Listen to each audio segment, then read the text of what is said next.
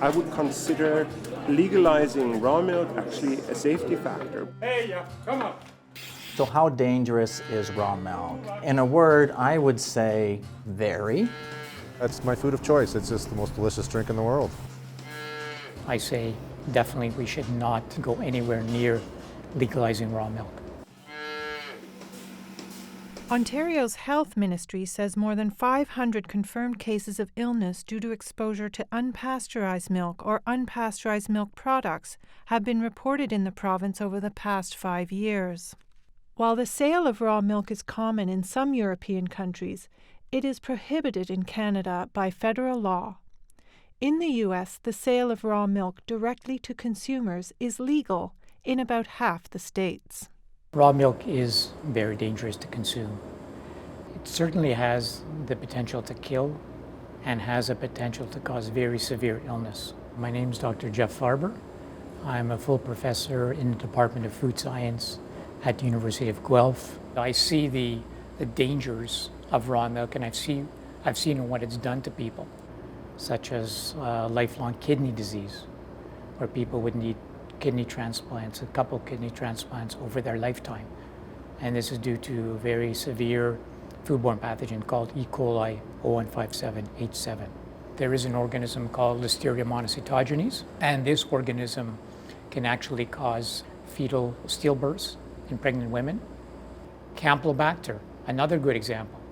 That's one of the ones that recently has been causing quite a large number of outbreaks due to raw milk. Is that worth it? I mean, no. I wanted to try raw milk after having children. We tried to give my son the best quality milk we could find. So we actually bought some organic milk, and even that he didn't take to. So his nose was running, and my husband and I, even though we tried to give him that, we even bought some pasteurized sheep milk. It looked like it was triggering allergies, and so we just decided to just stop giving it to him. And I had hoped to find a source of raw milk to try it because I, learned that unpasteurized milk doesn't trigger the same lactose issues. When we finally were able to find raw milk and give it to my son, all of a sudden his allergies went away. You feeling better?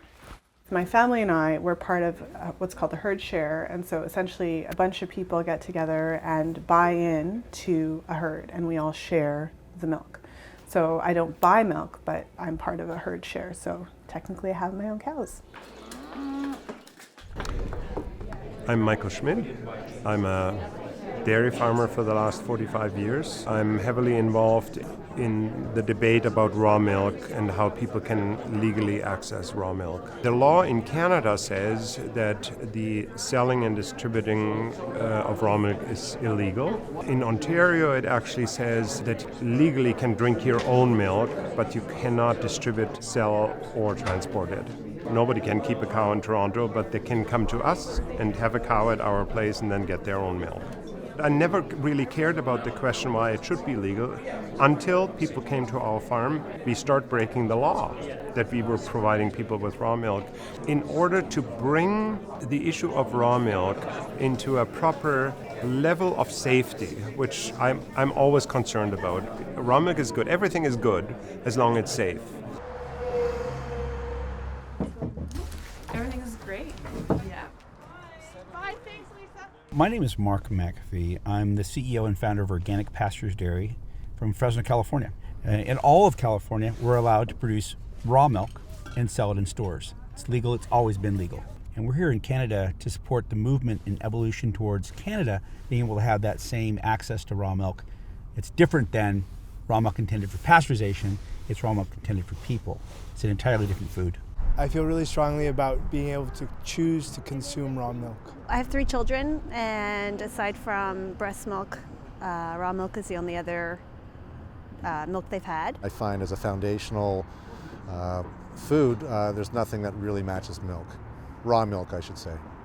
Michael Schmidt's raw milk. What I've seen across the world, not just here in Canada, but in the United States and everywhere where raw milk is banned, people will do whatever they have to do to get it for their families. So if it takes coercion, that's what it takes. Colds just don't happen in our house. Flu doesn't happen in our house. And they're all big and strong. and very healthy children. I've been getting raw dairy from the Schmidts since 1999. I think it's better for you and it makes your body healthier. My name is Art Hill, and I'm a professor and chair at the Department of Food Science in the University of Guelph. My personal view is that the risk associated with raw milk is sufficient, is high enough, that we shouldn't be selling raw milk for general consumption. Our government is not in a position where they're going to budge. Certainly at the federal level, I don't think there's much stomach. Is that the right word? A bad pun? I don't think there's much stomach for a regulation that would permit sale of raw milk. I'd like to welcome everybody here today. We appreciate your attendance. We'd like to welcome Mark McCaffey. I've come all the way from California to hopefully educate and do an outreach to include an additional family of producers of raw milk into the greater family of the Raw Milk Institute family of producers, which is now international.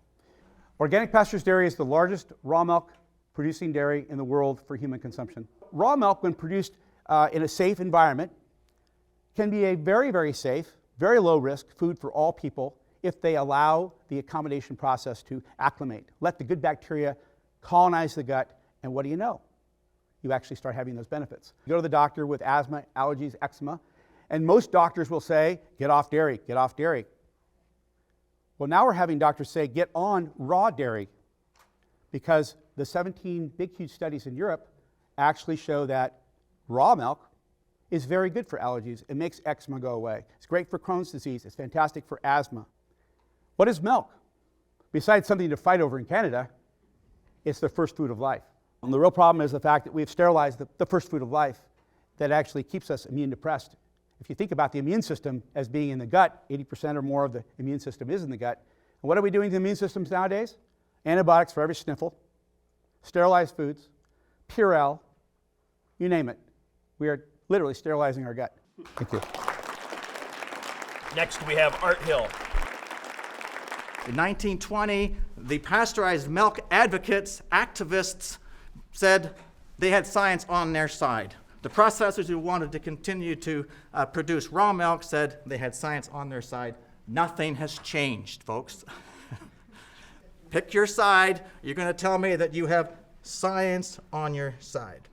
In 2012, 16 children, 4 adults got sick with 015787. 5 children hospitalized for kidney failure. Just because nobody died doesn't mean it's not serious, folks.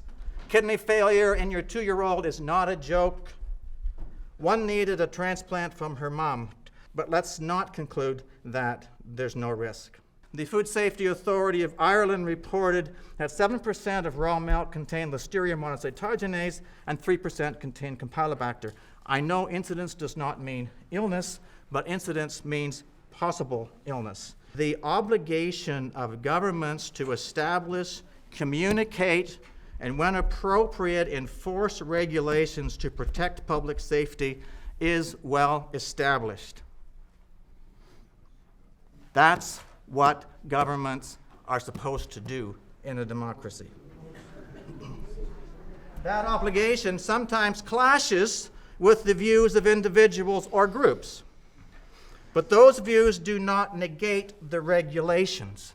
If people are going to feed raw milk to their immunocompromised grandparents, then we better do what we can to make that milk as safe as possible. You mentioned, without saying, the Foundation Hills outbreak in Oregon, which sickened 23 kids, including one that lost his kidney. And everybody looked at Oregon and said, my God, they're killing kids with raw milk.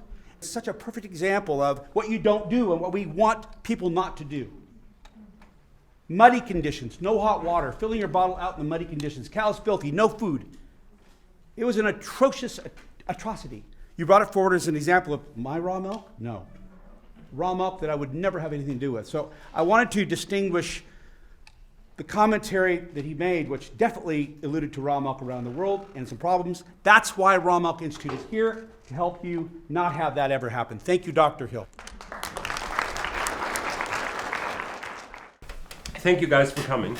I think it's really important that we have the chance to sit down actually with Mark to talk about our general direction where we want to go. You guys had a chance, most of you had a chance to have a visit from Mark. You saw what he's looking for in regards to safety plans we need to develop. And I think it's really amazing that we got together here, together with Mark, to move forward in regards to the, I call it accreditation of farms under the Raw Milk Institute. I'm Brad Martin from Echo Valley Ranch. We have 150 cow share members. Talking to your point earlier, we found that after you have 50 customers, they just keep coming. It just snowballs. So we're running a waiting list. And so we need more farmers because more people want milk. But when we bring in new farmers, if they're not experienced, will they know how to do it properly? Which is why we have Mark up here. You know, we need someone to educate the new people coming in how to do it correctly, how to do it safely, and how to create a good product. What we're doing is it's creating kind of a whole new industry in that it provides tremendous income potential for small-scale farming, and that's why I do it, really, you know, besides food security for my family. We have 20 herd share members coming to our farm on a regular basis to get milk. It's my cow, it's my milk. Yeah.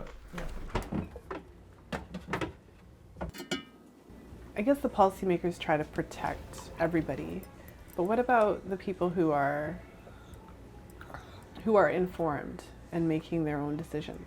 I would challenge the policymakers to ask themselves, where does your milk come from? Do you know what farm it came from? Do you know how the cows were? Do you have any idea if they were healthy? I can actually go to the farm and I can actually see the cows. I know exactly where it comes from. I see the conditions in the stables. I know that they're treated well. I know that it's clean. I know that they're well fed. I know that they're not sick because I can see it with my own eyes. The only thing that I worry about is if the farmers get harassed or if my milk supply might get cut off because someone who doesn't really understand what's happening or doesn't understand how this works might try to shut down the operation.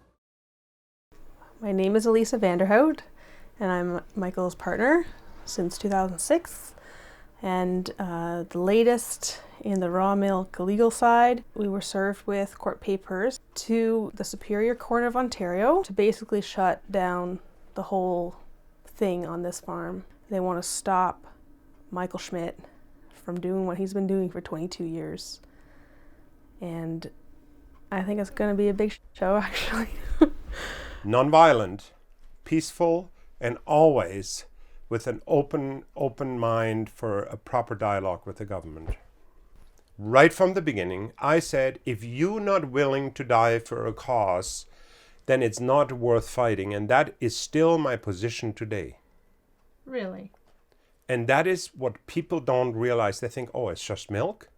No, it is much more than milk. This is about a fundamental right of people to make an informed choice. And if we get that taken away, that we can make that informed choice, I'm not against safety, regulations in regards to how we produce raw milk, but this fundamental choice that we have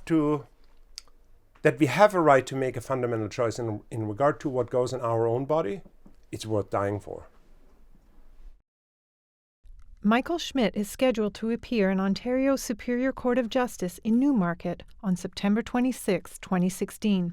In a statement, a spokesperson for the Ontario Ministry of Agriculture, Food and Rural Affairs said food safety is its priority.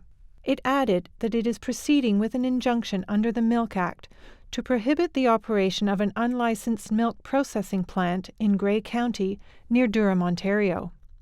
It would not be appropriate to discuss the details of this matter further as it is before the courts. In California, public health officials linked an E. coli outbreak in January to Mark McAfee's Organic Pastures Dairy Company. 10 people, most of them children, became ill. 6 reported drinking raw milk from the dairy. And this month, the U.S. Center for Disease Control and Prevention reported that it has traced an outbreak of listeriosis, which sickened 2 patients and killed 1 in 2014, to unpasteurized milk from a farm in Pennsylvania.